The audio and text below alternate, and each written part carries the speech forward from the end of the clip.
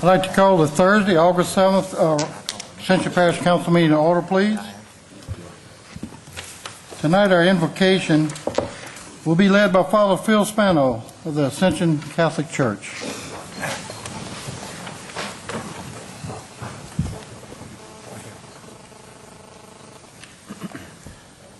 Let us pray. We invite you to bring into your own minds and your own hearts and spirits your own faith, your own denomination, how you know God within your own self. And we invite you to bring into your own spirits, in memories and minds, your families, the people you represent, the people of Ascension Parish. Now let us pray. Almighty God, we ask your blessing to come upon this gathering, upon this council, upon all of its elected officials and those who serve in various administrative ways.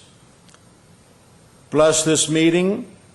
In its deliberations, help these women and men to seek ways, to seek your wisdom, to seek your guidance, to seek your understanding always for the common good.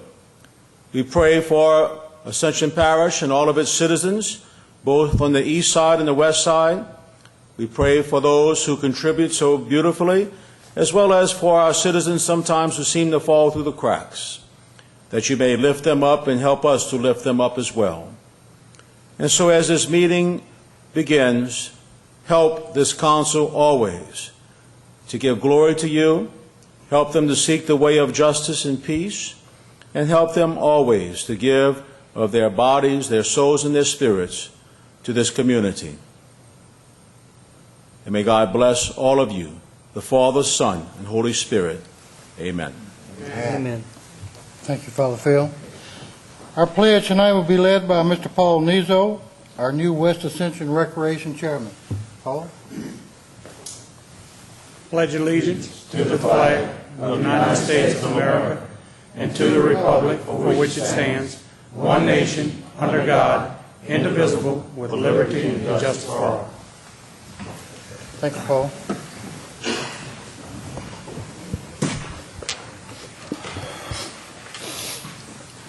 Roll call, Ms. Suzanne. Make note, all present, with the exception of Councilman Adrian Thompson. Item 3, no chair additions.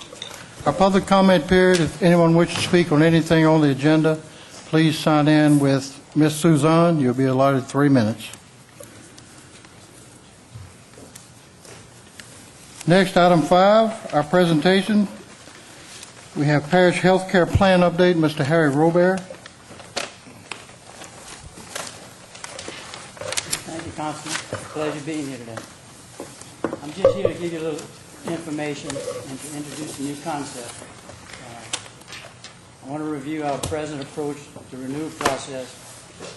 I'm not here to scare you. I think probably it's kind of interesting what you're going to say. We've been doing the same thing for the last 20 years when we approach to renew health insurance.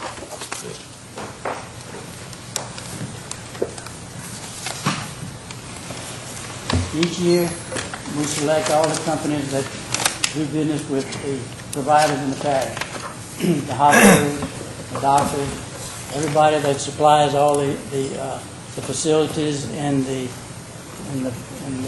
plans and the things that we need to have a proper plan in the parish. Last year, and just about every year, we approach anywhere between 15 to 25 different companies. We ask them to participate in the parish renewal process. Send them a letter and ask them to duplicate the present plan if they possibly can, and also, if they can, to give any suggestions, anything that they think probably would work. After we get some information as to the intentions of the companies, whether or not they want to participate, and we follow them up, give them all the information they need, and then we categorize them as either giving us a quote or declining a quote. Some of them decline because they don't have the proper facilities in the parish, some of them because they just don't do business with our providers, and some of them don't write municipalities, but for various reasons, they just declined to give us a quote in the parish program.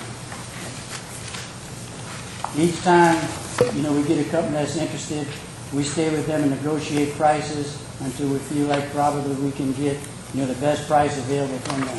We review all the companies, we review the programs, and we review the rates of each company that we think probably can supply us with the services that we need. For instance, this past year, we had 4 companies that really were interested. 3 or 4 of them we really considered heavily. It was Blue Cross, Parish Government Risk Management Association, and Humana. Okay. After we really dissected their rates and their programs, the team that we put together with the parish, the people that's on the insurance program, select who we think probably would be the company that we wants to represent all of the parish employees. After we get those rates and we check them out and we take the information and we get another opinion from an actuary. And the actuary will give us their opinion as to whether or not the recommendation that we are proposing meets their criteria and think is the best thing that the parish should do. Okay. Then after we get that, then we go ahead naturally and we contract with that particular insurance company to provide insurance for that next year. The reason why I'm here tonight is to show you a new concept that probably has just surfaced. And over the years that we've been providing, years I've been in the business, I've never seen anything that probably would suffice in controlling the outcome of the group. It was sort of like a game, I guess, any type of sports game, whereas we kind of paid attention to the score and the scorekeeper.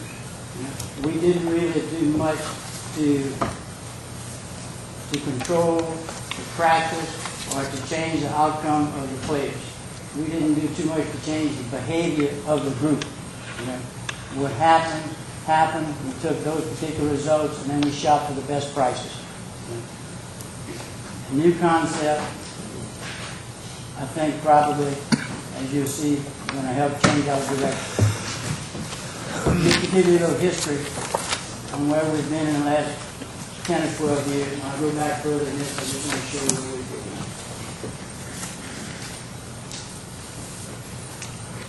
You can see where in 1999, the average rate for a family was approximately $400-something.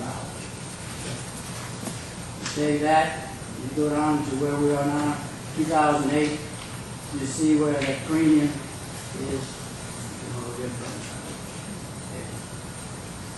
$1,745. So that on an annual basis, is $20,000 per employee. That changed in 10 years from $425 to $1,700 per employee. If we duplicate the next 10 years, what happened in the previous 10 years, then we're looking at a premium per employee of $8,000 per month, or $82,000 per year. Do I think that's going to really happen? No. But in my experience, the best indicator of the future is the past. So can it happen? Possibly can. I don't really know. I just feel like probably it's something that maybe we have to look at, consider, and know which direction health insurance is heading in. And as I was saying, in the past, there was various programs that entered the market, wellness programs. We've never really developed anything that was worthwhile. There were different concepts about the different insurance plans that you could get, consumer-driven plans, which we are now, which is probably one of the most effective plans that they came out with, over the period.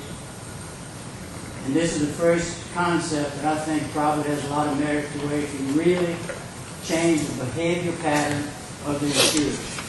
Something that probably can make a difference on the scoreboard, which is the premium.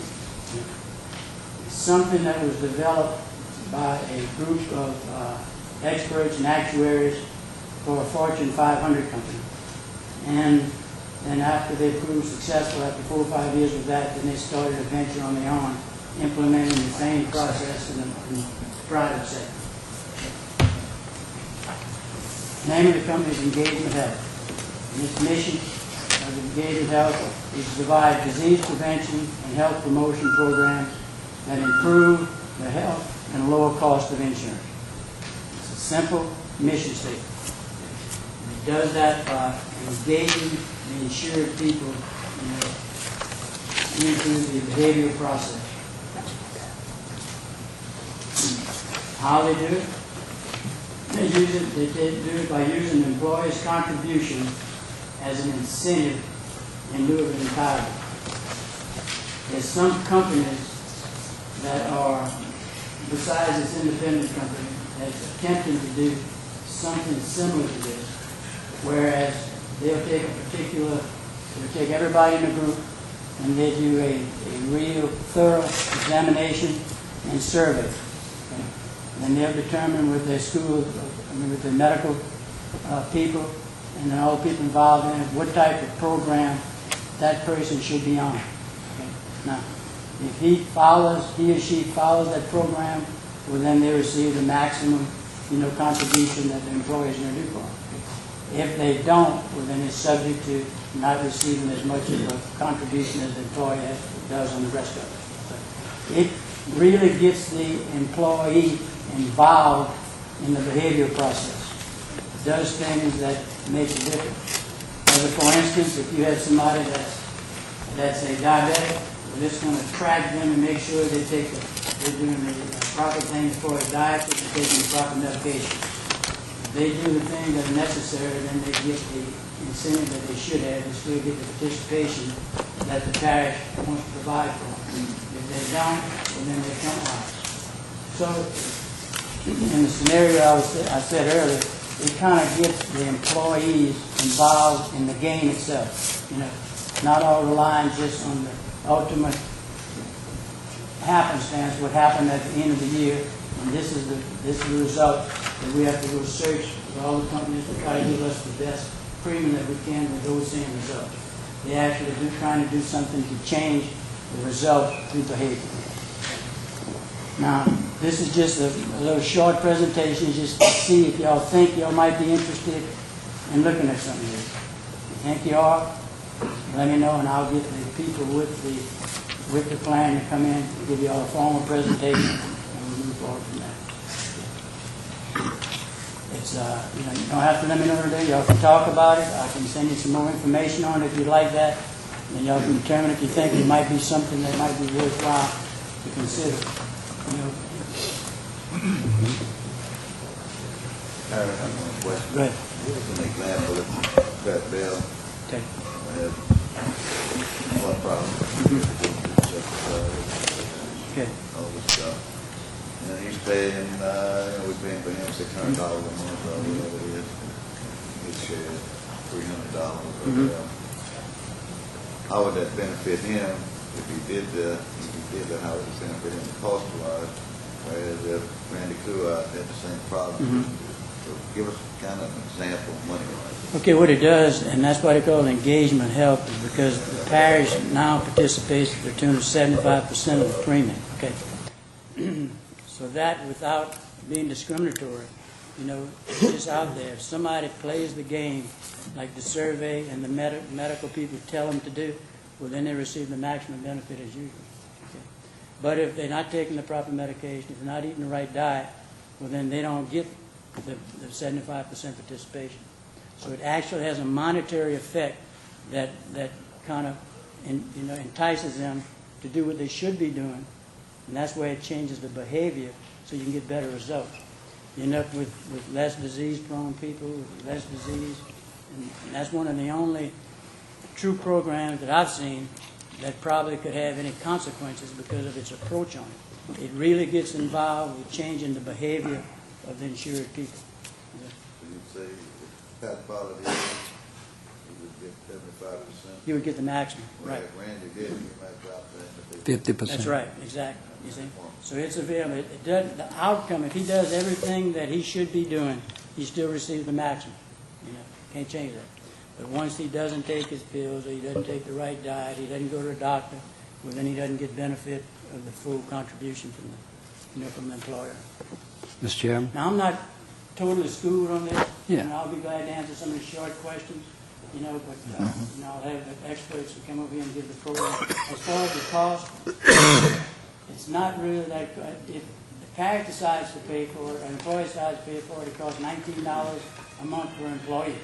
But they recommend no cost to the employer, that they take it out of the savings, from the 75% participation that they pay to the employee. That's what they recommend. So there actually won't be any additional cost as far as the parish is concerned. No Councilman additional Doyle? cost to the parish or the employee? To the parish. Yeah. The parish. So it's just something that I think that probably I felt like y'all should know about. Okay. Y'all can decide exactly if you think you're interested in it. I'd be happy to get the. Councilman Shake Snyder. Yes, thank you, Mr. Bell. Harry, we have an insurance liaison, or group of employee representatives. Have y'all been meeting with them to explain Not on these this. options? Okay, We didn't, no. okay. At what point would it, I would think that probably, it's something that y'all have to make a decision as to, you think probably something that might benefit, the parish in the long run. I would think from the employee standpoint, besides probably becoming healthier and all those type of things, there's not too much of an advantage for them. It's probably more of a detriment for them. Because there's only one way they can go if they don't probably adjust to the recommended adjustments. Is probably yeah, well, I mean, contributions. we understand the predicament is that insurance is going to price itself out. Right. And that's the problem right Right. now. And so we're trying to figure out ways to provide employees with as much insurance as we can without pricing ourselves out. That's right. Now, we understand that, and from that standpoint, I would think we would have to get a lot more information as Right. to where this would go. So, I would think educating us and then also having some workshops with the worker representatives. Right. And I do think that they understand that, as they see prices going up, that employers cannot just continue Right, to exactly. do that. And Yeah. if they don't assist in finding the best thing, then their share of insurance is going to go up. I mean, that's That's just... it, yeah.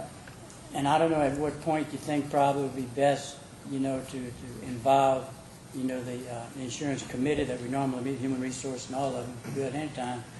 But if you would like us and them to meet with Engagement Health, and y'all not see what Engagement Health really has to offer, we'll do that. But if you want the professionals from Engagement Health to come and present the whole program, I just hit the highlights.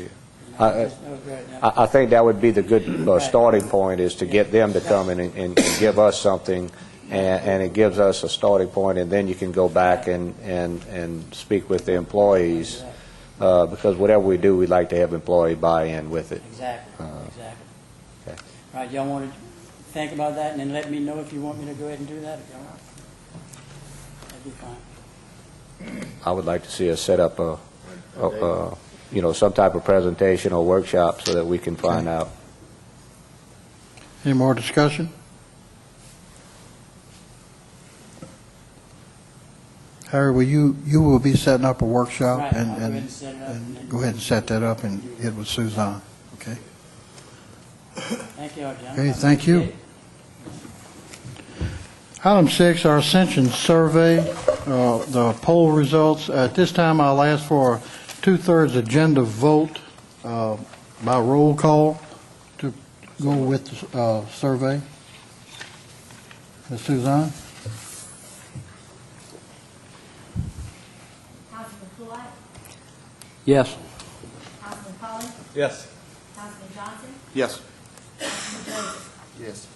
Councilman Dempsey Lambert, Yes. Councilman Todd Lambert, Yes.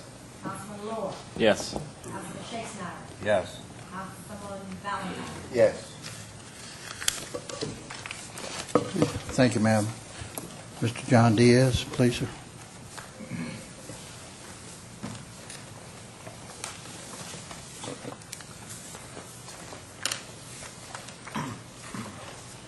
Councilman, in front of you, I think all of you have a booklet that John had passed out.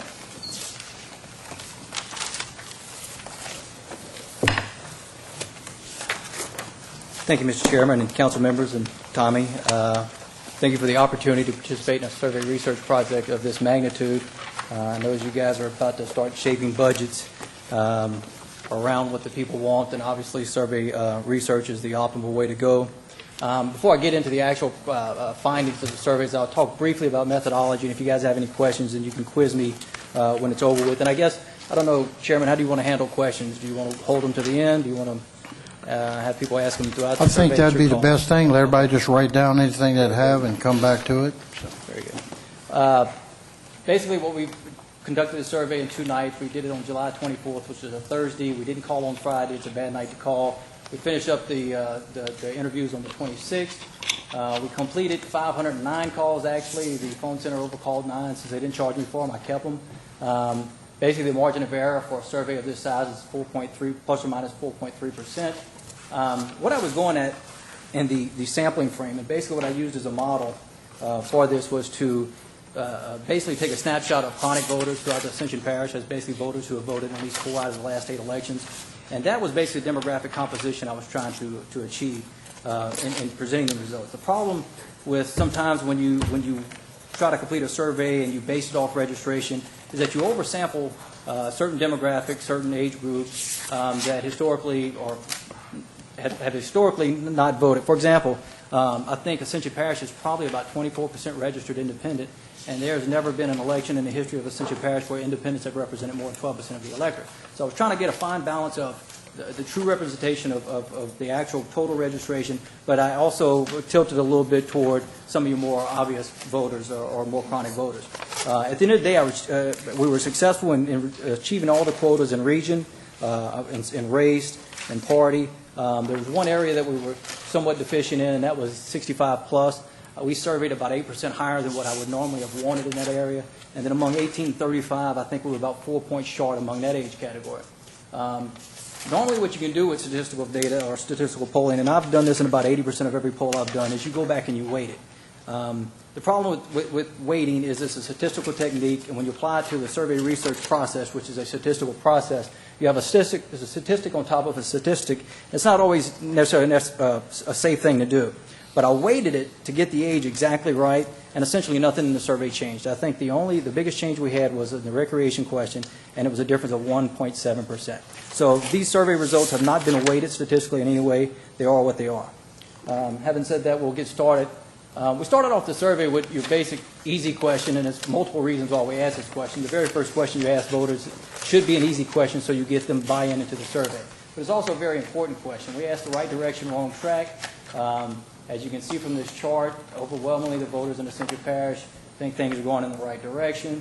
I have probably in the last 2 years conducted 3 or 4 surveys parish-wide in the state, and the lowest I've seen it is 65, the highest I've seen it is 72. So it's pretty consistently around that area. From there, we went to the most important question. We asked this question, and then, in addition to asking, I said, that is, what problem, if solved, would improve the quality of life here in Ascension Parish? That's the key issue. What issues improve the quality of life? Me and Chester were looking over these results, and he said, well, John, basically there's just 2 issues. And after looking at the crosstabs, I said, basically, no, there's just 1.5. The second issue, better management of growth and development, that is highly correlated with the number 1 issue, which is improving traffic congestion and poor road conditions. In fact, 58% of the voters who said better management of growth and development as their second most important question said that traffic congestion was their single most important question. So by and large, these 2 issues are highly correlated and in some cases one and the same. But if you look at this chart, think about it. When you go from the number 1 question, the number 1 issue at 48% to your number 3rd most important issue, it's about 40 points different. In fact, if somebody doesn't think they're going to make the end of this presentation, I can sum it up in about 3 words: traffic, traffic, and traffic. And so if you get tired of hearing traffic through this survey, you just may want to leave now because it's going to be a while. But essentially, you can see the priorities. 9% of the voters thought that a parish-wide sewer treatment facility was the third most important. Then we go to drainage, and then recreational facilities, and closing out the list was EMS and fire protection. Basically, this is, you can look at these two issues, though this one is ranked higher than that one. Statistically speaking, these are tied for third. And like I said, I would not necessarily consider this the second most important issue. I think it's one and the same with road conditions. We broke it down by council districts. And I just want to warn you in advance, and I did this because I know everybody on this board wants to see how it breaks out in their congressional district. But here's the caveat. We completed 500 surveys. By the time you break that down into 11 regions, some of you guys had districts where we surveyed between 40 people. Some of you guys had regions where we surveyed as many as 50 people. The margin of error of the survey, N of 500, is 4.3. The margin of error of a cell size of 50 is probably closer to 9.7 or 10%. That doesn't mean that these numbers are going to skew that much. I just wanted to kind of give you a heads up that you know, one of the things we need to be careful that when we break it down this small, that our margin of error is no longer 4.3. But at the end of the day, bottom line is you can see traffic congestion leads in every single district. The only area where it's below 40% is in Council District 2. You can see in a lot of the northern districts, at 7, it gets up to 56. District 10, color your seat. I did a survey about a month ago in the city of Gonzales, and that's not a margin of error. That's probably what it is. It's a huge issue in the city of Gonzales. We asked the second most important question. Still, again, traffic led the list at 29%. Controlling flooding and improving drainage jumped to number 2. Better management of growth and development was at 3 at 17. And implementing a parish-wide sewer system came in at 4 at 16. Now, once again, statistically speaking, these are all tied for second place. You can technically rank them, but they're all within the margin of error. What I did with this was I just combined the voters' first and second most important issue. So basically, 77% of the voters in Ascension Parish had ranked improving traffic congestion and poor road conditions as either their first or second issue. You can see the huge difference between number 1 and number 2. Once again, remember that number 2 is highly correlated with number 1. So basically, when you look at the difference between your most important issue, or voters' most important first or second issue, from there to your second most important issue, there's a huge number there. At the end of the day, the bottom line is that there's one issue that needs to be solved in this parish as reflected in the survey, and it's traffic congestion. Once again, I broke this combined issue down by council district. As you see, traffic congestion across the board, particularly in northern parts of the parish, where it reaches as much as 80. You can see consistently growth and development is the second most important issue. You know, you do see some hot spots in drainage, like, for example, Council District 9, it's at 51. You see it here in Council District 5 at 37. But for the most part, it's pretty consistently hovering around the 28. Sewer, I'll be honest with you, if you think long term, sewer is, in my opinion, going to be a tougher problem to solve than traffic congestion. And I was impressed that it even shows up as an issue this important. The problem is traffic. We see that every day. I see it once in the morning and once in the evening, 5 days a week. It's a constant reminder. Part of your dilemma in solving the problem is half solved. You don't have to convince the voters there's a problem. You just have to convince them you have a solution to solve it. I was always under the impression that sewer, one, it's going to cost more to fix or to solve than traffic congestion, and it's going to involve probably some type of tax as well as some type of user fee. And I was just trying to figure out the monumental task of convincing people sewer was a big problem when it's something you don't really see from day to day. But I was actually somewhat impressed that it registered this high. We followed up the most important issue question with a Likert scale question, 1 to 10, with 1 being not a problem at all and 10 being a very big problem. I asked this question simply so that we can juxtapose the 4 primary issues next to each other and kind of see how they all fit in. Essentially, you can see traffic congestion. 60% of the voters in this survey gave it an 8 to 10, which means very big problem. You look at sewage, 40% gave it a very big problem. Following that is recreation at 36, and then drainage at 30. Obviously, 10 was the highest you can rank this as a problem. 10, it was the biggest problem that exists. What I have over here in the column is the percent of voters who said 10. Essentially, 33% of the voters in this survey gave traffic congestion a 10. 24% gave sewage a 10. 19% gave improving recreation a 10. And 17% gave drainage a 10. Once again, 10 being the ultimate score. We followed up this question with essentially probing the voters and basically asking them how do they think parish government, or how satisfied are they with parish's government ability to deal with these problems. And once again, it's a scale of 1 to 10. The first several slides were all about it's the most important issue on my mind. Also something we need to look at as we try to address the needs and wants of the public is how do they perceive us as having handled some of these important jobs. And you can see solving traffic congestion, the parish government got its worst marks. 49% were not satisfied. 23% gave you a 1, which is absolutely the worst or least satisfied that they can actually give you. Only 8% were satisfied with the way we've handled traffic congestion. And you can see some of the other problems, solving sewer, 40%, somewhat less than traffic congestion, but still a pretty decent number. Goes down to managing growth and development at 36%, totally not satisfied. Drainage, 25%, recreation, 24%, and providing leadership and vision at 25%. All right, before we get into the next set of questions, I just want to point out that what we've asked people was a very simple question. What is the most important issue, or what is the one thing or two things that you think that if improved would improve the quality of life in Ascension Parish? Saying that it's a problem is one thing. Actually saying that you would pay for it is another thing. And so what we did was we moved the survey into, I guess you could call it the next phase. Is that how big of a problem is it, and how much would you be willing to pay for it? I started off this section with what I consider a generic tax question. And you hear me throughout the survey referring to the generic tax ballot. This is what I'm referring to. Basically, I want to basically introduce the people being interviewed to the concept of one, what we're talking about. One, it's a half-cent sales tax. 2, it raises $6.5 million a year. 3, it costs the average taxpayer $216 a year. And this particular question, I didn't dedicate it to any particular problem. This was just a generic default. How would you feel about a half-cent sales tax if it raised $6.5 million and cost the average household $216 a year? Basically, you can see it's 52 support, 42% opposed.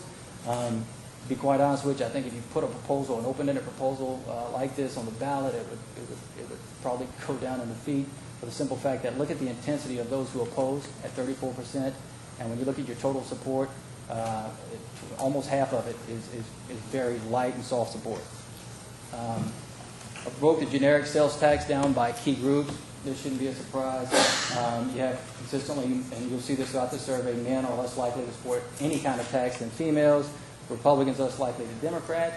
Kind of somewhat of a surprise to me, independents are less likely than Republicans, and this is pretty consistent throughout the whole survey. And you can also see that though there's a statistical difference between white and black, whites still are at about the 51% mark, whereas on the generic tax ballot, blacks almost approach 60% support. Broke it down by key regions, and this is basically by zip code. City of Gonzales, you can see there's slightly above 50%. The area of Prairieville, not quite breaking 50%, but very close to it. Donsonville and Geismar, all pretty close to the 50 percentile mark. Broke it down by council district. Once again, major caveat is that we're looking at some very small cell sizes here, so you have to caution yourself. The thing to look at in this is you can look at support and oppose, but when you look at a question where there has been no campaign, and I'll be honest with you, I'm sure if you were to propose some option like this, you would have opposition. That's one thing that this survey doesn't measure is an active campaign to either promote it or to kill it. But the thing to look at is the intensity at which people would oppose a generic sales tax. That's high, and basically what it would tell me that anybody that's willing to oppose this would probably have a short distance to carry it across the goal, if not dedicated to a particular problem. We followed up this with, would you support or oppose a half-cent sales tax if the money was dedicated to reducing traffic congestion and improving road conditions? Not entirely surprised at these results when you reflect back to the beginning of this survey and the fact that so many people were passionate about the notion that traffic congestion is the one thing that hinders the quality of life in Ascension Parish. What I really find interesting is the intensity at which people support it. 44% would definitely support, and only 23% would probably oppose. This tax dedicated to, or an initiative dedicated to traffic congestion really doesn't have that far to go. In fact, if you look at those definitely opposed, it's only at 28%. So that's about a 5-point drop from the generic ballot. Broke it down by key groups. If you can remember, on the generic ballot, whites were somewhere slightly south of 50%. When you start talking about dedicating to traffic congestion, they jumped to the mid-60s. Blacks jump about 20 points. There's still a statistical difference between male and female, but if you notice, the men have crossed the 50% threshold. This is probably surprising to a lot of people, but if you go back and you look at the issue of traffic congestion and where it was the biggest problem, it tends to be in more of our districts concentrated with Republicans. And so there's a lot of cross-pressure here. You have Republicans who have a tendency not to support any kind of tax, but they also every morning they wake up going to work and they sit in traffic and they know good and well they're losing about 40 to 50 minutes a day in traffic. And if you're a good Republican, you know if you were at work you could be billing somebody for that 40 minutes. But once again, you can see Democrats and independents even come on board as well. Broke it down by key regions. Really no surprises here. Pretty consistent across all of the various zip codes. You break it down by council districts. Once again, here's where I think voters are cross-pressured. Here's districts where you'd historically expect any kind of tax to fail, but when dedicated to traffic congestion, it's almost in the 80, almost up to 80%. And also, the key thing to look at is this: look at the intensity at which people definitely support the key regions. This is something else, and we asked the questions on a Likert scale, 1 to 10. Basically, what's driving the support for a half-cent sales tax dedicated to traffic congestion is those voters who think it's a very big problem. For example, those who gave it from 8 to 10, 72% of them would support this tax. When you look at those who gave it a moderate traffic congestion as a moderate problem, 62% would support this tax. Whereas you look at those who said it wasn't important at all, those who graded it as 1 to 3, still 51% would support the tax. The thing you got to remember that is this 8 to 10, that's 60% of the total electorate. That is your biggest pie. When we get to recreation, I'll point out one of the, if I forget, remind me, I'll point out what I perceive as one of the problems with any kind of initiative that involves new funds for recreation. And it's basically that their 8 to 10 pie, part of the pie, is only 26% of the total electorate. After that, we asked the expanding recreations if you support a sales tax dedicated to expanding recreation facilities. It's 45% support, 53% opposed. Since this is so heavily impacted by age, I went back and weighted this several times just to get an idea of what exactly would happen. And if I weight this to where I have 18 to 35 at about 11%, which is where I would have liked it to have been, this tax goes from 45% to 46.7. If I weight it to registration, and I was just trying to get several scenarios out, which is impossible. You'll never see on election day in the history of the state of Louisiana, or particularly in Ascension Parish, where the election day demographics reflect the total registration demographics. In fact, we show about 23% of our total registered voters are between the ages of 18 and 35.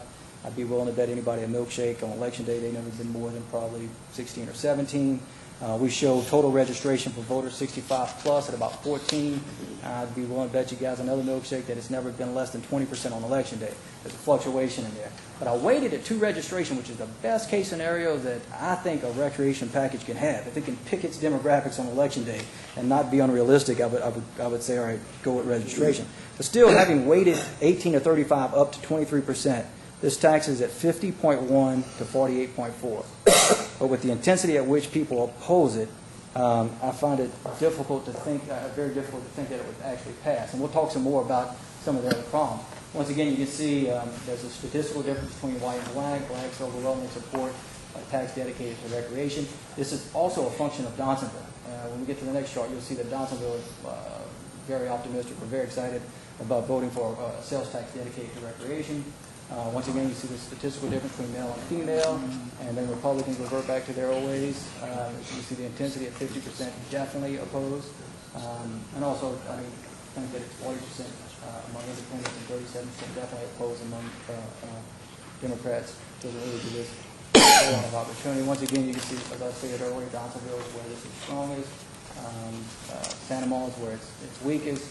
You look at it by council districts. Once again, council district 1. 65%. You look in some of the areas, particularly in the northern parts of the parish, where it drops below this 50 percentile mark. And here's the problem with recreation. They're like Macintosh users. They're a small group, but they're intensely loyal to their product. Do you remember those voters who gave transportation an 8 to 10, only 72% of them were going to support the tax. But when you look at recreation, those people who gave it an 8 to 10 said this is a very important issue. 81% support it. Almost an increase of 10 points. The problem is this is only 36% of the electorate. And after recreation leaves the age bracket of 36, it just takes a nosedive and continues to fall. And so at some point, if I'm trying to draft a long-term plan for recreation, I am trying to think of programs that extends my constituency to new groups, particularly seniors. When I lived in Fairfax, Virginia, there was something for every single age group that existed. And until you do that, then if I'm director of recreation, I'm just coming back to you asking for internal funds because nothing, or it'll be very difficult to see something ever, some dedicated funds, some dedicated new funds be allocated to recreation. We also asked the question about sewage treatment facility or parish-wide sewer. I'll be honest with you, I was somewhat impressed that this thing got over 50%. In my mind, I don't think that people think about sewage past flushing the commode, or particularly where it goes or how it's processed. You break it down by the different age groups. Once again, you have a statistical difference between white and black, male and female. Republicans actually approach the 50% mark. You look at it by region. You see low support in Prairieville, higher support in Johnsonville. Break it down by council districts. It gets over 50% every council district except 5. Cuts it very close in 7. But I'll be honest with you, this issue is not one that's ready to be addressed. If you go back to the most important issue, this was probably 4th on their list. I don't think we can even begin to approach this issue or ask the voters to approach this issue till we have solved traffic congestion. It's an issue across the parish. I think if you can actually present a solution to solving it and you actually solve it, you guys will have your legs underneath you to actually tackle some of these much more expensive problems. I think we're kind of in a good news, bad news situation. The public thinks there's one issue, and I know, or at least I think I know, and I think most of you know, that we have a lot more than one issue. The good news is that if we solve this issue, then it allows us or gives us leverage to solve other issues. The bad news is if we don't, then we may never get beyond traffic and much less addressing the sewer issue. Broke it down by how important they felt this issue was. Once again, 83% of the people who said that a parish-wide sewer system was from 8 to 10, which is very important, supported it. Once again, those who did not think it was all that important, support drops off considerably. After asking all these series of questions, we went back to them with one more, and this all deals with allocating resources. Basically, the question was, regardless of if you support or oppose a half-cent sales tax, if it was proposed and if it would pass, where would you like to see the money dedicated? Once again, traffic, traffic, traffic. 64% said they would like to see it used to relieve traffic congestion, 21% said sewer treatment facility, 9% said fire protection, 4% recreation. We left drainage out of this since there's always already a dedicated pool of resources for it. Several other questions we added. Support for a 3-meal property tax is at 49%. However, opposition is at 47%. I think this is going to be a tough road to hoe unless somebody's going to put money in an active campaign to support this, but that's just my opinion. But I just see that as being too close. The problem with this, and I don't have it by region, is it becomes very parochial or very geographically based. For example, if you remember, Johnsonville was the one area that was the most likely to support a half-cent sales tax dedicated to recreation. In fact, they were in the, I think, 66% support. When you ask them this question, support drops to 44%. Well, our perception is this is not in their backyard or this does nothing for them. When you look at by region, this does very well in your region, your district, Kent. Cullen, it does very good in your district. Georgia does a little better than average in your district. And what's the other district that is the 4th district? Is it your district? Yeah, your district. Basically, the 4 districts that converge in close proximity to the Lamar-Dixon Expo Center, it gets much more support. Outside of that, when you get to 5 and 11, get to Johnsonville, support drops off tremendously. In retrospect, I wish we would have either split sampled this question or reworded it. I would have loved to go back and ask half of the sample, 250 of them, just to use support impact fees and let it be. And then ask the other sample, do you support impact fees dedicated to solving traffic congestion? I'm not sure if they're supporting impact fees or traffic congestion. But the bottom line is if you were to pass impact fees and dedicate it to solving traffic congestion, it would be wildly supported at 75%. We asked, and these follow-up questions were some that I received from some of the council members that were interested. The vast majority of voters would support more funding for fire protection. However, I wouldn't confuse this with support for an additional dedicated tax. The bottom line is if you go back and look at all these questions that we asked where if we were to pass a new tax and dedicate it to a particular purpose, as that issue was ranked higher of importance, it got more support on the ballot. Fire protection and EMS was, I think, at 4% most important issue, and I just don't think voters see it as a priority or priority enough to go ask for additional funds. However, I do see this as tremendous support from within the government agencies, maybe shifting priorities or shifting budget resources around for funding opportunities. Support for recycling, I can't remember which councilman asked me this. Wildly supported, however, it would have to come from internal existing dollars. I really doubt they would support a tax. And here's the thing about transportation. If some of you guys are really excited about recycling and solve transportation, I think the people of Ascension Parish would probably be a lot more lenient and let you solve some of these other problems. With that, that's the conclusion. Once again, I'll go back to it's good news, bad news. Good news is that there's only one problem, at least in the minds of the voters, which would seem to make our problem solving a little easier. Bad news is if we don't solve it, then we failed miserably. So with that, I'll take any questions if you guys have any. Any questions, discussion? Yes. Councilman Shake Snyder. Thanks, John. I appreciate the thoroughness of everything. One of the things, and Councilman Joseph and I was talking about this. I think one of the things is that most people believe that traffic is the thing that they would be willing to dedicate the sales tax to, and everything else they're afraid to support that because then they wouldn't get their sales tax. Let's face it, there's a half-cent sales tax out there to solve some problem. I think pretty much the general consensus is that you need to do something with traffic. And the reason behind that, in Donaldsonville, there's not that much of a traffic problem, so therefore they tend to support other aspects more readily, spending the half-cent sales tax. And so with that being said, maybe a percentage of some of that monies could go to other things, or if the people would have an opportunity to look at some of the other issues and for property taxes and whether they would wish to do that or not. Some of those issues, the people should be able to decide whether they want to improve their quality of life and fund that quality of life. And so I don't know. I just didn't see the correlation there. It's pretty obvious traffic. Let's do traffic and go from there. But I'm not sure that people will be completely turned off to other programs, whether it be recreation, sewer, or things like that. I think if we solve one of the problems, I think we can.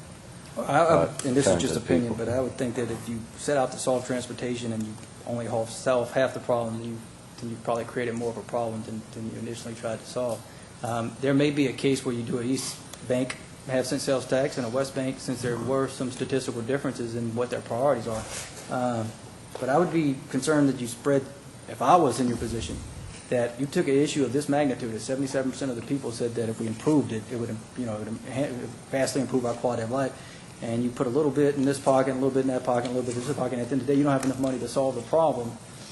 That is most important to voters. I mean, recreation, I think, was 7%.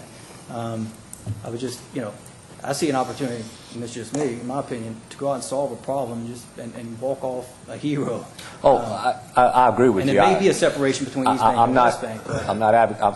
Everything needs to go out to people to start off with. But I think that half-cent ought to be an opportunity for traffic. If that is done, then people ought to have an opportunity to vote for millages on something else that they would like to improve. And the people ought to have an opportunity if they want this or if they do not want this. Yeah, I agree. If that tax passed and you guys present a good plan, a solid plan to solve the problems, and people see the problems being solved, it's like investors. I mean, you invest in Right. companies that you feel comfortable with, that are showing you a return on your investment. And when you start showing some return on your investment, you know, they allow you, it's kind of, I mentioned the Macintosh. I mean, why did so many people invest in the iPod? Well, they did such a damn good job with the Macintosh, you felt like it was a solid company. And so that's at this point, when you look at the fact that the number one issue is obviously traffic, and it was the one issue that people were least satisfied with parish government, if you were a corporation, that would be your single focus, is to solving that, to give you some leverage and latitude to solve some of the other problems. And that's just me. I mean, we didn't ask these questions, so that's not quantitative, that's just The my opinion. statistics showed about sales tax and, oh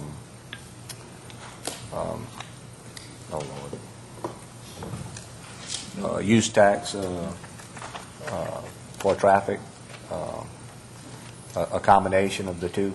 No, we didn't actually ask in combination, but I think if you really want to solve the problem, is if you present this traffic plan to solve the problem, at the same time you introduce a comprehensive plan to manage growth and development. That's a cause and effect that I think most voters see. We haven't planned for this, and that's why we're in the predicament. And if you 8-lane 42 and you don't have a system in place to control growth and development, by the time they're done with it, Right. you're going to have 8,000 more houses on it, and you haven't really solved the problem. You still have the same number of cars per lane. You just have more lanes and more cars. Right. And you're still waiting 20 minutes in traffic. So I think if I was to roll this out, then I would roll it out with a comprehensive plan for growth and development. I'd roll it out with an impact fee, some type of component where growth is paying for growth. And then I would also look at, and I don't want to let the cat out the bag, but a lot of other areas, and I've seen this polled in Ascension Parish, but a lot of the other areas are using traffic cameras where a large percentage of the money is going dedicated back to intersection improvement. So now you're letting people, and I don't know about you guys, but I'm sitting there at 73 and 74, and about twice a week I want to jump out and just, you know, because you got some kid behind you bumping you or running on the side of you, and it's an issue with the sheriff's office. Trust me, they're keenly aware. They get more calls about road rage than they do any other issue in the parish. So I would try to put together a comprehensive plan and include a lot of these things. I don't know the numbers on what traffic cameras, but I can't think of a better person to pay for traffic improvements than somebody who just violated the law. You know, and it's easy. You mail them the ticket, and they mail you the money, and the money's dedicated to traffic. So I would try to think outside the box and try to put together a comprehensive plan to approach this. I don't want. If you think you run the risk of just some kind of knee-jerk reaction, like, all right, we got a problem, let's pass a tax, Right. and you haven't really put any system in place to make sure that we plan long-term for it, then you may run the risk of it. Councilman Claude. Yeah, John, pretty good presentation, by the way. Look, I think what we have a task in front of us that's probably long overdue in Ascension Parish, and I'm sure that everybody that's ever been elected has tried to do it somewhat, but we need to educate the voters, try to break down the tax that they're paying right now, get out in front of them, see the percentage of where their money's going, and take a look if taxes are allocated in different directions right now. Take another look at those taxes where they're allocated and see if they're serving us in 2008 as they did in 1968, And, I don't... Randy, one side of me says that's a good idea. The other side of me says that if you can tell every voter in the parish two things, and you spent one sentence talking about parish government doesn't have enough money, and the other sentence about how you had a solution, then you just wasted a sentence. You should sit and both of them talking about you have a solution. I don't know. You could probably talk to your green in the face. You're never, or red in the face, as you often are. Always have been. I don't think you can ever convince people that government doesn't have enough money. And I think it's going to cost a whole lot. The bottom line is come up with a solution. People recognize you have a problem.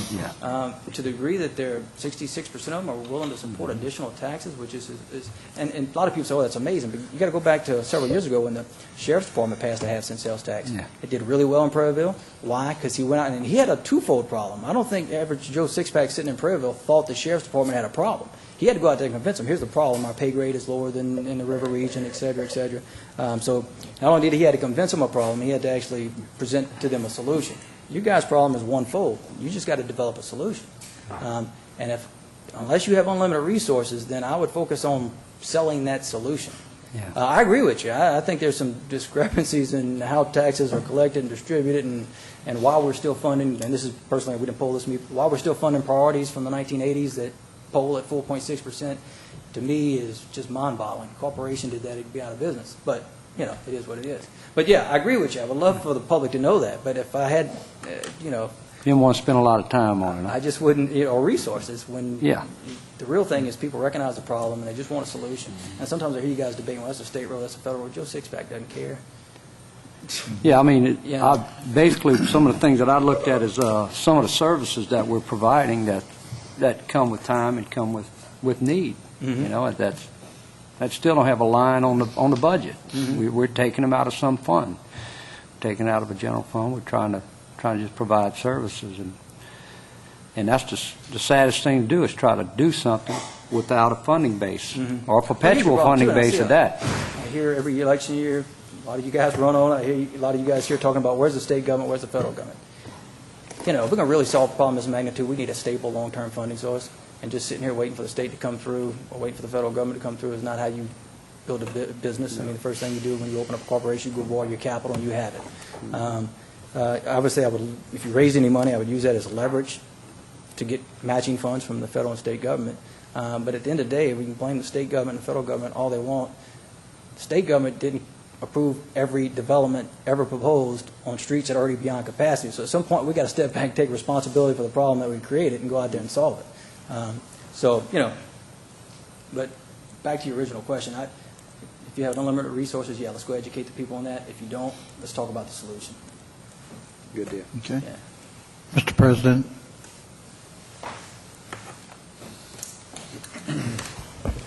Well, John, I just want to thank you. I think it was enlightening, and basically, I think as all of you walked around this past year and asked people to vote for you, you're basically seeing that again in the poll, that what they told you is basically what the priorities are here in Ascension Parish. I mean, as John said, we can't wait any longer for the state or the federal government to bail us out. I mean, we continually going to get behind. There's a lot of bureaucratic red tape, but you get state money and federal money. It takes a long time. If you want to build a road and you go to DOTD, it's going to take you 8 years from the time you propose it to the time it's going to get built, unless you have somebody really, really pushing, or it's an issue where it's in the public a lot. You know, we have a problem in Ascension Parish. It's been identified. We know what the problem is.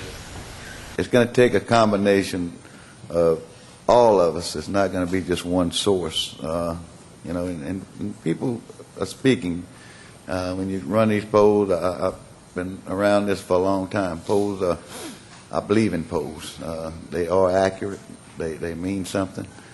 I mean, our people are saying that if we want to go from point A to point B, it's taking us too long. And while you're sitting in that traffic, you burning gas. Gas is very, very expensive now. They want a solution. I think they're going to see some things happening in the next couple of years to, you know, we're going to show progress here, but we're not going to really get to where we need to get. You know, it's something that we need to present to the people and show them a solid business plan. We've been working on that since January, I can assure you, on roads, prioritizing roads. You need to look at them. It don't matter what district they are. They're in. If they're all in Georgia's district or they're all in Dempsey's district, it's where the need is, and to get the traffic moving. Got to get away from the mentality of a district-by-district road program. We got to go to the unitaries, which we're supposed to be following anyway, and fix the problems. You know, we've identified all the problems. We know what the problems are on the state roads. We're going to work with the MPO. We've got Mr. Bob going to present to the technical committee. We're going to want to add, make 44 from 621, at least go 3-lane. We've talked to them about 3-lane and 431, all the way from Port Benson to the airline.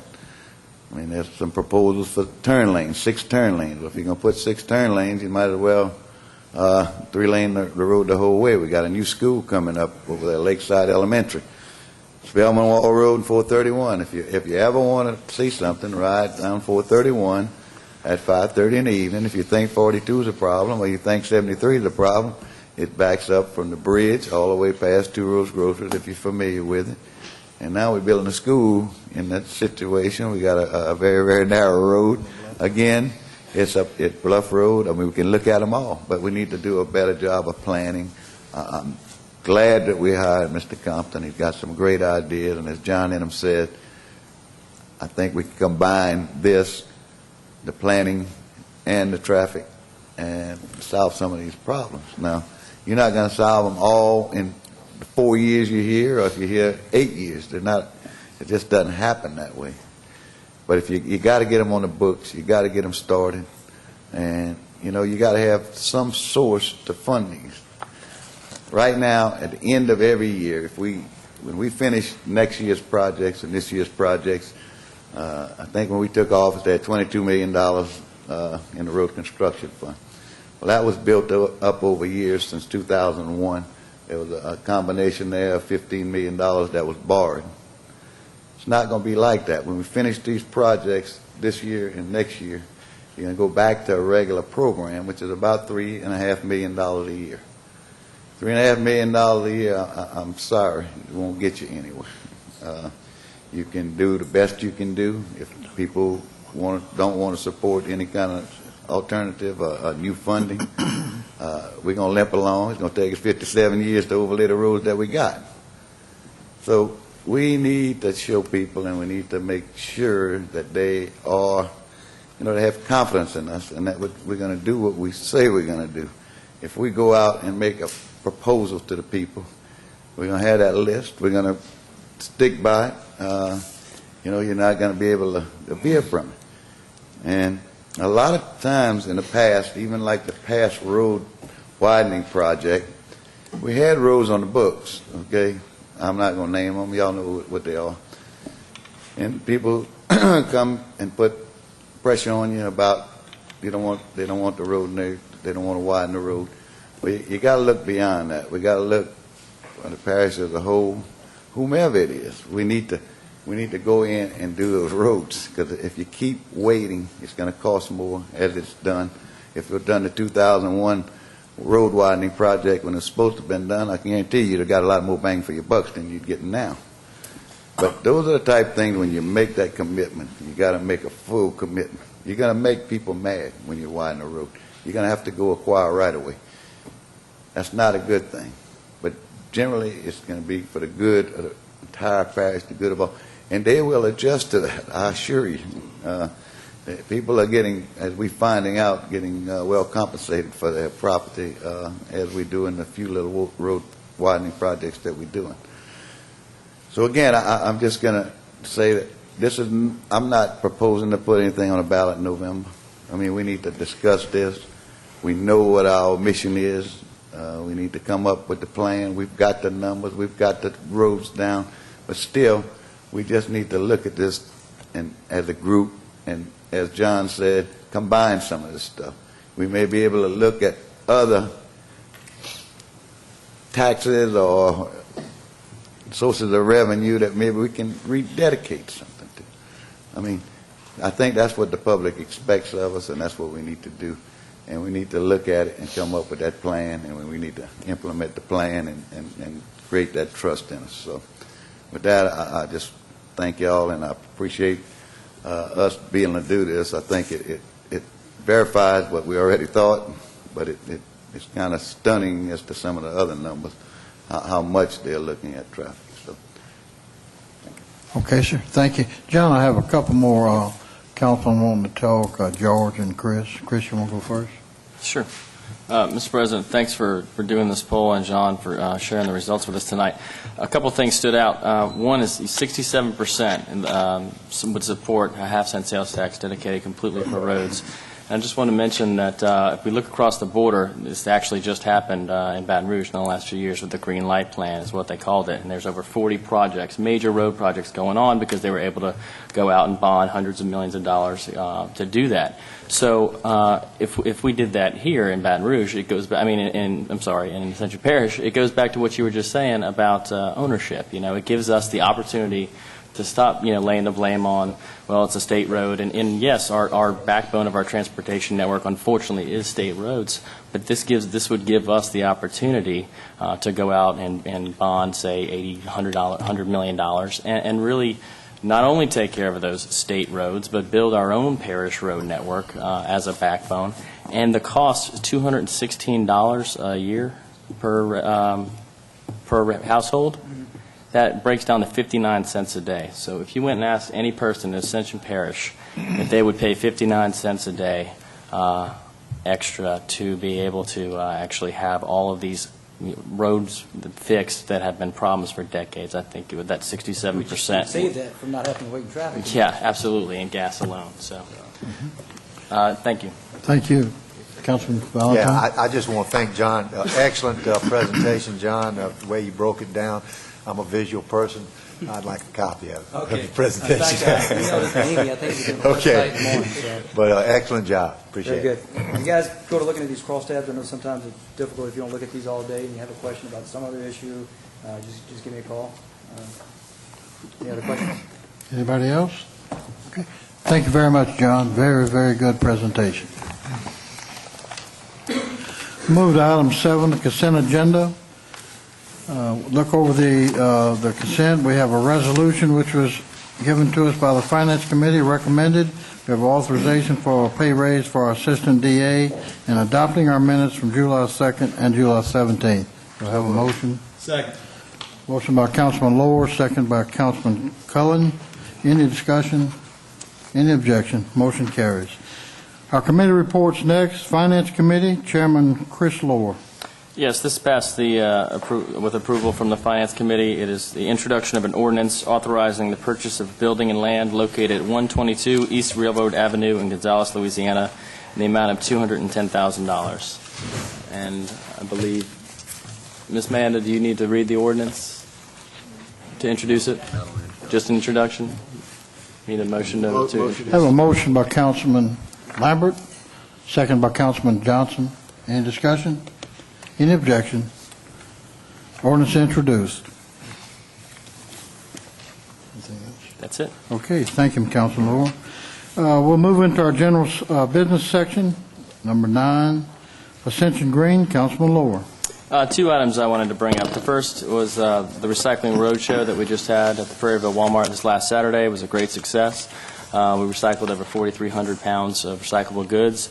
And I wanted to definitely thank the Recycling Foundation of Baton Rouge and the Prairieville Walmart, as well as our parish environmental manager, Terrence Irvin, and other members of the Keep Ascension Beautiful Committee who made this possible.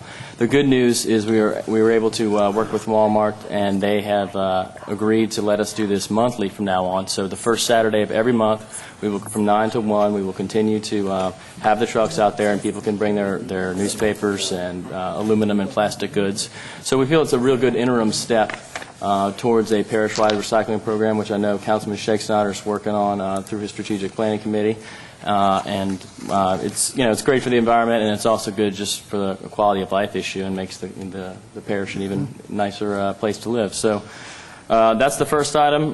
The second item was about the Ascension Green focus group that we are forming. Any citizens that are interested in serving, we're looking at 2 to 3 meetings basically to help provide strategic direction for the parish council on environmental initiatives at large, and come up practical recommendations with cost associated, so they can come back to the council and we can maybe budget for some of these on the environmental front. So anybody interested in that can contact their councilman, and they'll put that in motion. Good, that's it. Thank you, sir. Councilman Lohr, I would also like to commend you and Mr. Irvin and Martha for putting on the recycle show. Thank you. Tried to kill an old man that day. I packed cardboard all day, but it was very good. And I think you said it's going to be the first Saturday of every month. Yes, good, September very 6th. good, and we appreciate it. Thanks. We'll move to item 10. Excuse me. I'll need a 2/3 vote. We have to move the August 21st meeting to August the 19th. The reason being, several councilmen will be going to a seminar in Houma, Louisiana on Wednesday, Thursday, and half a day Friday.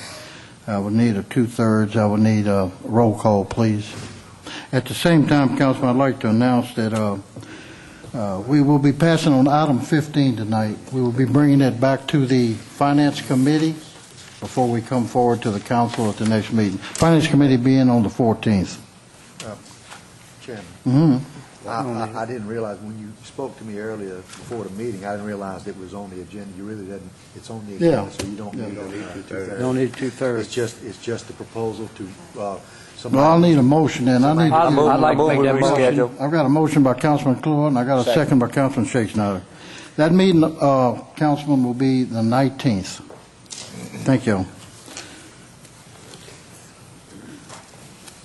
Once again, item 15, we will pass. It will be brought back to, or brought to finance on September 14th. We will move into item 11, acceptance of bids. Mr. George Rodille, purchasing.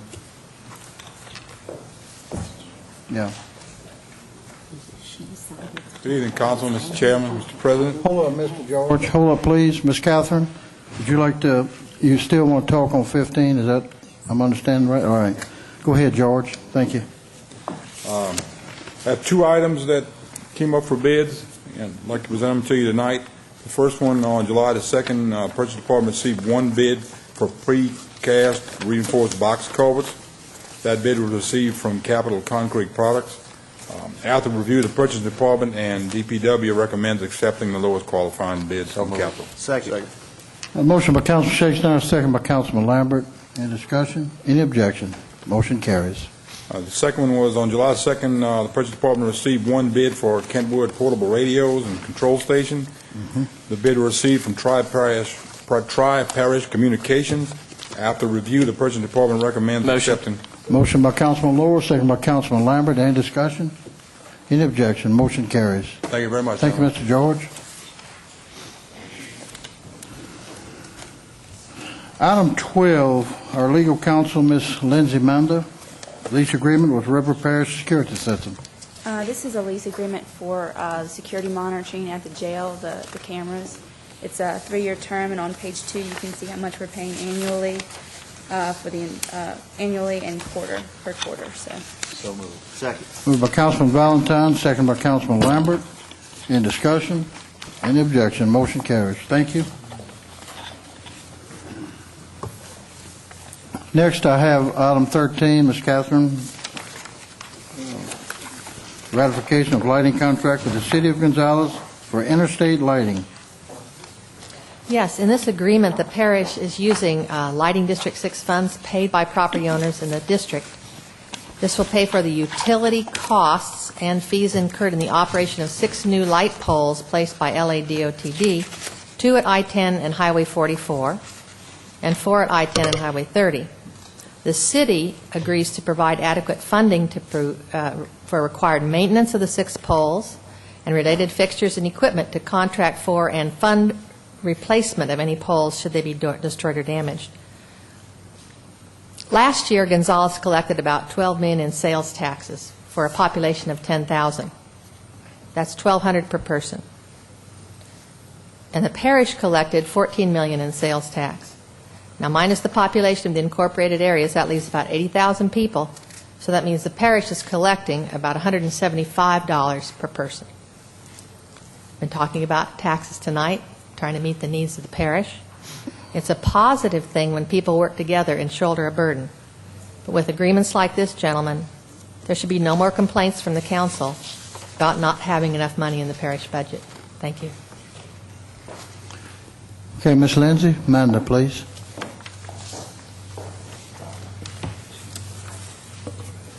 Council, do you have any questions about this lease agreement? Did you have anything to read on this contract? No. Okay, we just need to ratify it then. Any? Right. If anyone has Okay, any questions, I have I'll a be happy to motion. answer. From what I understand, this was already budgeted. Okay, all right. Any discussion?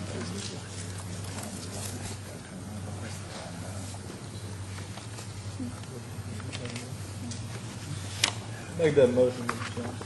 Motion by Councilman Lambert, second by, motion by Councilman Cullen, second by Councilman Johnson.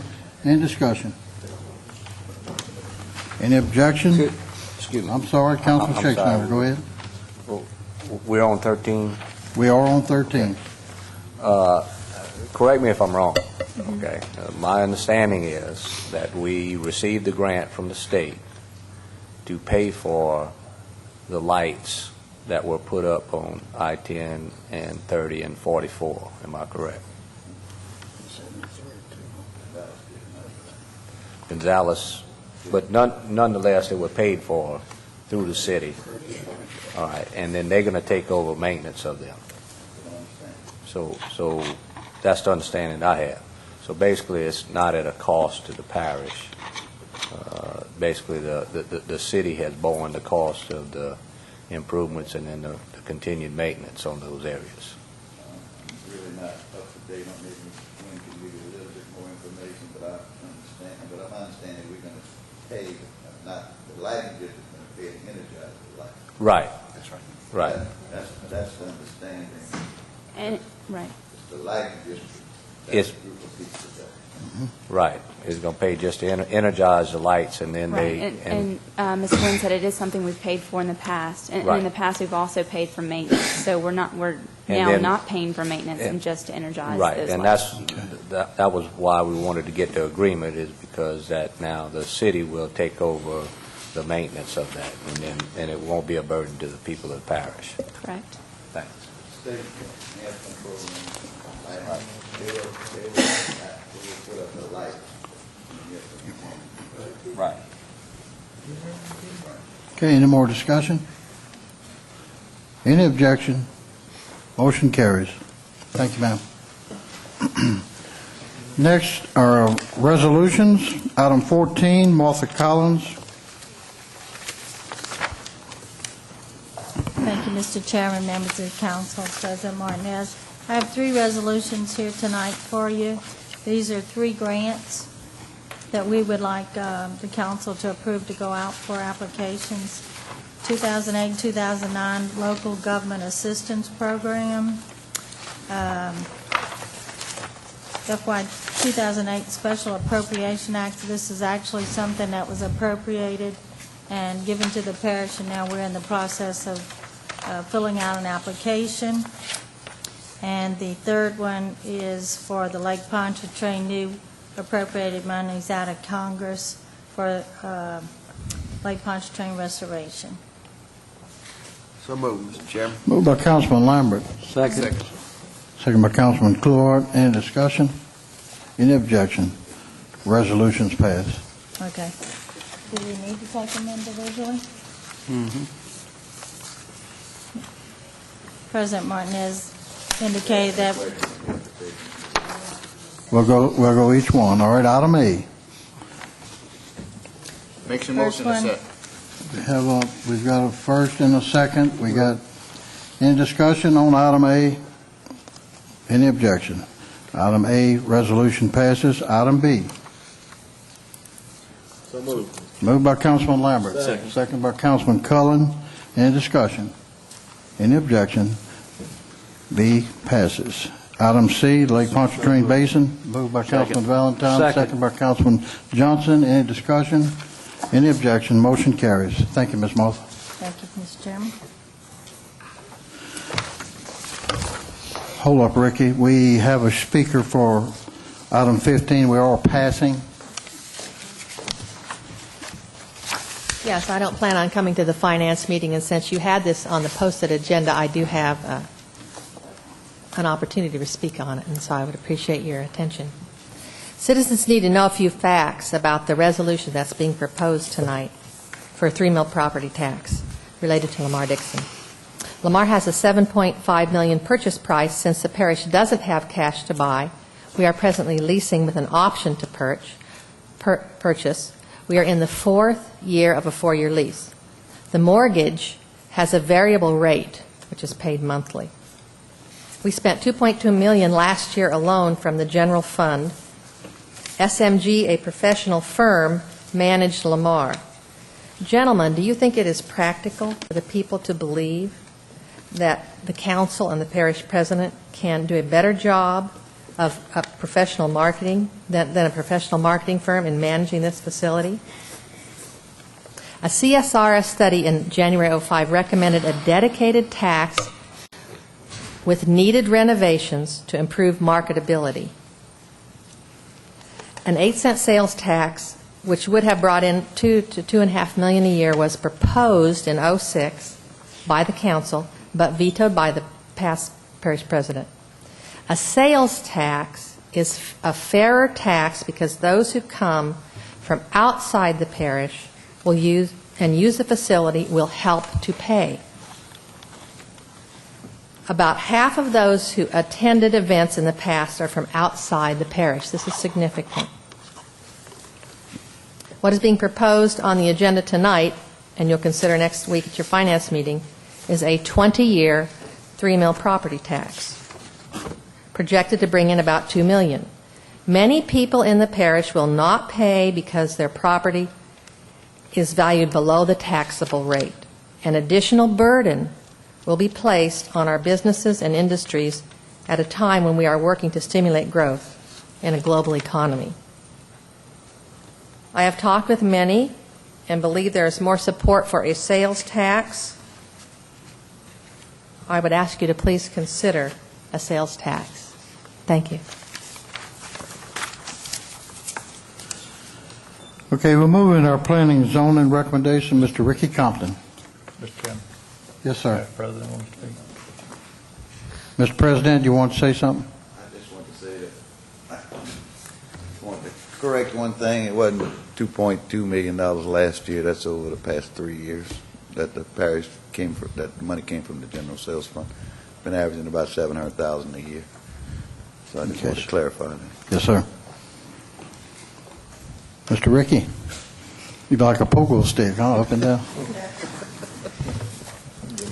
Zoning Review ID 1900.08, located on the west side of LA Highway 431, approximately 1,250 feet north of Lake Settlement Drive, to amend the Ascension Parish zoning map from conservation to rural for Mr. John E. Savoy. For review only, the Zoning Commission recommended denial of this rezoning request due to the fact that this is spot zoning. Review only. All right, sir. Zoning Review ID 1860.08, remainder of Track 2 for Wallace May, located on the southeast corner of LA Highway 42 and LA Highway 933, to amend the Ascension Parish zoning map from conservation to crossroad commercial. To accept or deny, the Zoning Commission recommended denial of this rezoning request because it is not consistent or compatible with the surrounding land use. Mr. Chairman? Yes, sir. Yeah, Councilman I would like Lambert. to offer a motion that we accept, that we deny the planning and zoning recommendation and accept this rezoning. Okay, we have a motion by Councilman Lambert and a second by Councilman Lambert. Any discussion? Any objection? I object. We have one objection, I object. two objections. Give me a roll call, please. Mr. Chairman, that was Mr. Cullen, is it? Okay, on the second, I'm sorry, that was Councilman Cullen. Mr. Chairman, I'd like to have a little discussion on this. Okay. That's in your district on Dempsey? That's correct, Mr. Councilman Kluwat. The reason we have 2 boat launches in between this property, and what Mr. Mays is proposing is to put up a bait and tackle shop, and it is compatible with the property. So, hey, look, I appreciate all your hard work and planning and zoning, but I'm going to have to support the property owner on this. And it fits the corner of 933 and 42. You know how busy it is, and I want to support it. Any more discussion? Yes. Councilman Valentine? Yes, I'm very familiar with the area, too. It is all residential. There are boat landings, as Mr. Lambert says, and I understand it is his district, but it is definitely does not conform to the surrounding areas. Years ago, there was a grocery store at that corner, but since then, and I mean very long time, it has only been residential. And it does not fit. We give planning and zoning rules to go by, and they went by the rules. And I understand exceptions, but I don't think this warrants an exception. Okay, sir, any more discussion? Councilman Kluart. Yes, what was your determination based on that? He didn't fit any type of crossroads commercial at that point, at that intersection, or did he, the way it was presented, the application was presented, it didn't work? The determination by the commission was that what Councilman Valentine said is that whether there was a store there or not in the past, today it's residential, it's vacant land, it's large lot residential, and to put in a commercial land use today probably doesn't make a lot of sense. I think in the future, as we move forward with the transportation master plan, and that road gets widened substantially, and the intersection road of 933 gets widened, that may become a commercial corner. I'm not sure that that is there today, and I'm not sure when that's going to happen, but my opinion is that today that doesn't feel like a commercial corner, and that's probably why the commission denied it. I guess what I'm asking is, I know we have other corners smaller than that have reached that goal of crossroads commercial. You know, I'm just, I mean, we got Roddy Road and Bayou Narcisse. We've got other smaller areas. I'm trying to just get something in my mind about where we stand on. Sometimes the landowner does come and they want a designation, and they may have not approached it in the right way based on the rules that we have in place. I don't think that was the case. I think they went through everything exactly the right way. My question would be, why wasn't it designated crossroad commercial on our current zoning map? Obviously, it's because people didn't think that was a big enough corner yet. As we work through a future land use map in our master plan, I think that corner may be identified as a significant corner, but today it just doesn't feel like it. Councilman Shakespeare. Yes, well, I can answer one of the questions. Whenever they did the land use map and the zoning on crossroads commercial, for the most part, if the landowner at that time requested crossroads commercial, it was basically put in at the crossroads at those times. If they didn't, some landowners didn't want to bother. If they were doing commercial, they were grandfathered in, and it didn't really matter to them. Some of them just didn't do it, and the land has changed over at that time. There wasn't really a comprehensive study of everything doing that. It was basically to get zoning established and going from there. So whether you do or you don't, the crossroads commercial is for a crossroads area, and so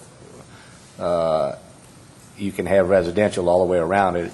At the crossroads, you should have, in some areas at some point in time, commercial. That's what this was stated for. Now, I don't know whether we need that there or not. One thing I would like to see, though, because we are getting to a lot of these issues, we want to do planning the right way.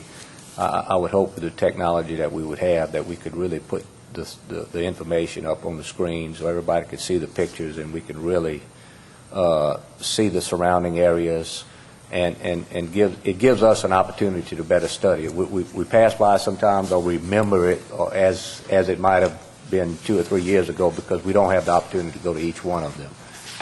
It's just a request from myself and maybe the rest of the council members, if you could do that, Ricky, and then you could give us some. I actually have photos, but we don't have the. I understand, but then you could give us some reasons that we could sit and digest a little more, and I think it would help us to make some good decisions. And I would appreciate any way you can help us in that.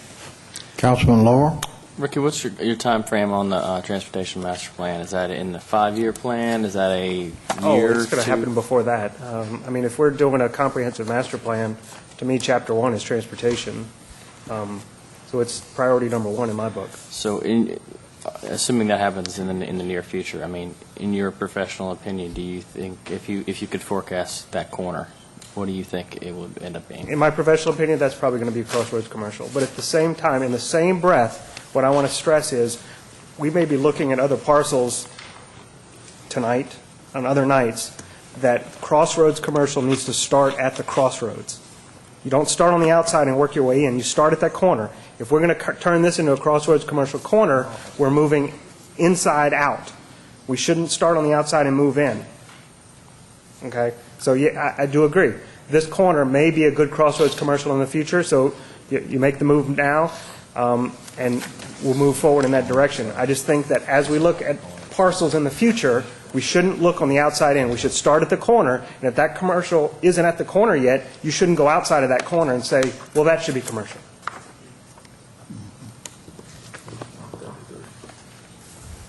Any more discussion?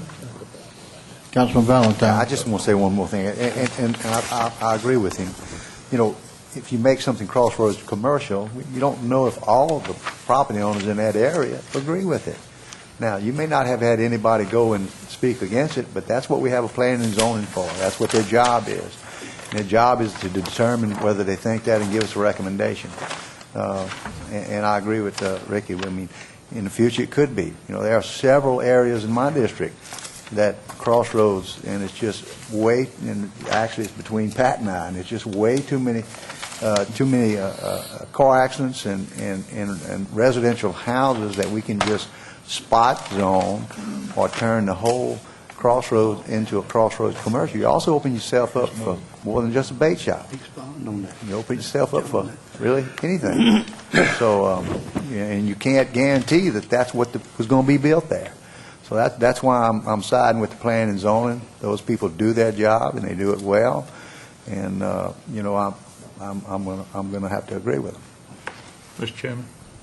All right, Councilman Lambert. Just to ease the minds. This is all family property, and you know, I don't think they had anyone that came and objected to it. So, just to ease anyone. Any more discussion? Ms. Suzanne, give me a roll call, please. Councilman Kulak. 4. Councilman Cullen. 4. Councilman Johnson. 4. Councilman Joseph. Against. Councilman Vince Lambert. 4. Councilman Todd Lambert. 4. Councilman Lohr. 4.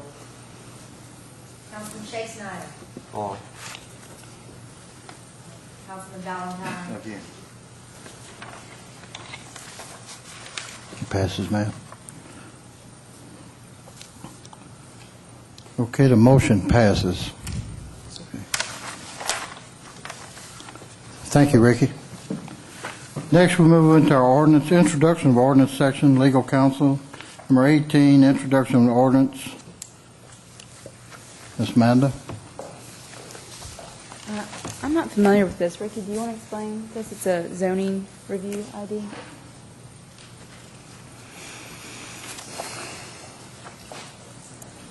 This is to consider amending the Ascension Parish zoning map from medium-intensity residential to small plan unit development for John Fetzer for the preserve at Old Dutchtown located at the north side of Louisiana Highway 74, approximately 900 feet west of L. Landry Road.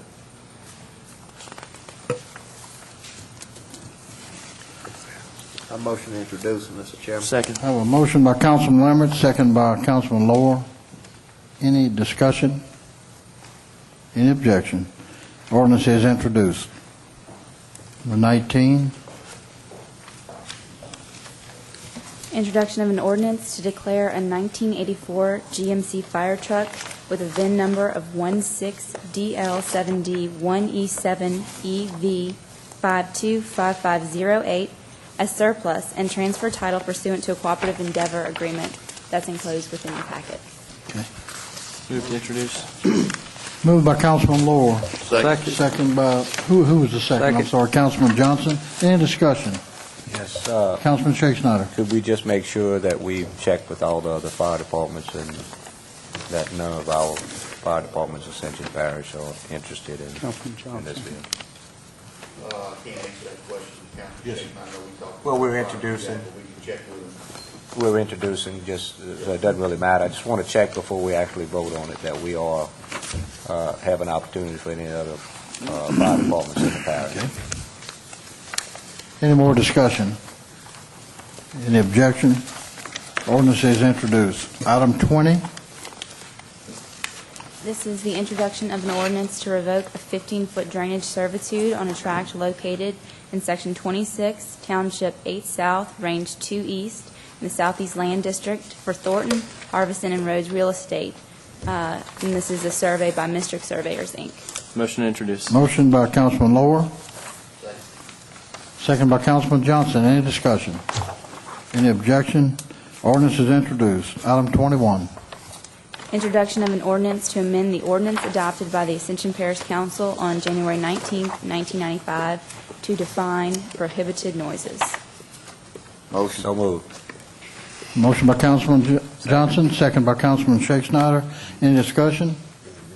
Any objection? Discussion. Discussion, Councilman Lower. Ms. Amanda, can you kind of explain some of the changes here? Because I know we all get a lot of calls about problems with noises, and we've had some issues with the way the wording was written and the ordinance in the past. So what are we changing exactly? Right, and this amendment was drafted at the request of the Sheriff's Office. They've had a very difficult time enforcing the current parish ordinance regarding noises. Say you have a loud car next to you at a stoplight. They've actually got to go out there with a decibel reader and repeat. I think that the process has to be repeated twice.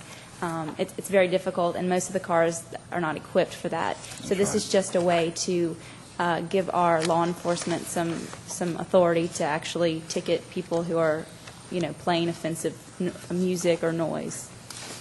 I think you had looked at neighboring parishes and cities also. Yes, we did. A lot of this, and put some these changes beef, are from real beef in this to Yes. help our authorities out. So. Correct. Any more discussion? Any objection? Ordinance introduced. Ms. Lindsay, you might as well stay up there. Public hearings next. Reading of the ordinance. Purpose, to amend the Ascension Parish zoning map by rezoning a certain parcel of land from medium-intensity residential to mixed use. Whereas the Parish of Ascension has in effect a comprehensive plan of zoning, and pursuant to that plan, a parish-wide development code was adopted by the Ascension Parish Governing Authority, which became effective on June 1, 1999, whereas the Ascension Parish Development Code provides for a procedure for its amendment to allow the rezoning of property to a different classification, whereas the herein below described property is located as such that rezoning the property is in conformity with adjacent land uses and conformity with the general land use plan of the parish, not injurious to adjacent properties, and fully meets the qualifications for rezoning set forth under Louisiana law. Be it ordained that the following described property be rezoned from medium-intensity residential to mixed use. Zoning Review ID 187.08, Tract B1A of the Dick Aubrey property for Chet Simpson. You'll see attached legal description attached hereto as Exhibit A. Be it further ordained that the land use map of the Ascension Parish Development Code be amended to reflect these rezonings, and that the Office of Planning and Zoning be authorized to make such changes. A motion by Councilman Valentine to open public hearing. Second by Councilman Kluart. Anyone wishing to speak, come forward at this time, please. Motion to close. Motion to close by, I didn't see who it was, Councilman Joseph. Second by Councilman Valentine. Public hearing is closed. I'll need a motion to approve. Councilman Valentine, second by Councilman Kluart. Any discussion? Any objections? Ordinance is approved. Next, we have reading of ordinance, item 25. Purpose, to amend the Ascension Parish zoning map by rezoning a certain parcel of land from medium-intensity residential to crossroads commercial. Whereas the Parish of Ascension has in effect a comprehensive plan of zoning, and pursuant to that plan, a parish-wide development code was adopted by the Ascension Parish Governing Authority, which became effective on June 1, 1999, whereas the Ascension Parish Development Code provides for a procedure for its amendment to allow the rezoning of property to a different classification, whereas the herein below described property is located as such that rezoning the property is in conformity with adjacent land uses and conformity with the general land use plan of the parish, not injurious to adjacent properties, and fully meets the qualifications for rezoning set forth under Louisiana law. Be it ordained that the following described property be rezoned from medium-intensity residential to crossroads commercial. Zoning Review ID 187.08 for Lester J. Duplessis. See attached legal description attached as Exhibit A. Be it further ordained that the land use map of the Ascension Parish Development Code be amended to reflect these rezonings, and that the Office of Planning and Zoning be authorized to make such changes. Move to open. A motion by Councilman Valentine to open the public hearing, second by Councilman Kluart. Motion to close, Mr. Chairman. Motion to close by Councilman Lambert, second by Councilman Benny Johnson. Public hearing is closed. I need a motion to approve the ordinance. Motion by Councilman Lambert. Second by Councilman Kluart. Any discussion? Any objection? Ordinance is adopted. Motion to adjourn. Motion to adjourn by Councilman Lower, second by Councilman Joseph.